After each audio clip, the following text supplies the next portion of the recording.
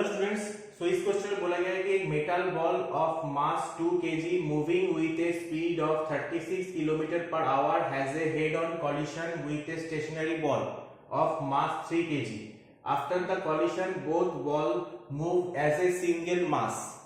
Then the loss in kinetic energy due to collision is option A 100 joule, option B 140 joule, option C 40 joule, option D 60 joule. So friends 36 kilometre पर our को हम पहले metre पर second पे convert कर लेते हैं. 10 metre पर सेकंड. ओके, सो m1 कितना, mass of the first ball equals to 2 kg. m2 कितना, 3 kg, mass of the second ball. So इस केस में momentum is conserve. Momentum is conserve as no external force is acting. So m1 u1 plus m2 u2 equals to m1 plus m2 into v. Okay, because after the collision both ball moves as a single mass, so m1 plus m2 into v हो गया, एक मास हो गया दोनों का, into v हो गया. m1 कितना, 2 kg, और वो कितने स्पीड से आ रहा था, 10 स्पीड से. m2 कितना, 0.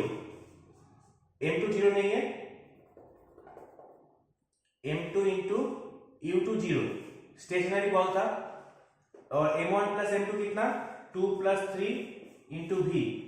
v कितना, 4 metre per second. Okay, so kinetic energy initial कितना, half m1 v1 u1 square plus half m2 u2 square equals to half m1 कितना, 2 kg, u1 कितना, 10 मीटर पर सेकेंड, और m2 कितना, 3 kg, और u2 कितना, 0. Okay, सो कितना हो गया, 100 joule. Kinetic energy after the collision कितना, half m1 plus m2 into v square equals to half into 2 plus 3 into v कितना, 4 स्क्वायर. तो 5 4 4 16 8 8 5 12 40 joule. So loss in kinetic energy कितना, 100 minus 40 equals to 60 joule. So option D is the correct answer. So इस type के question solve करने के लिए मेरे channel को सब्सक्राइब कीजिए. अगर कोई भी डाउट है रिगार्डिंग दिस क्वेश्चन तो मुझे कमेंट बॉक्स में जरूर शेयर करना.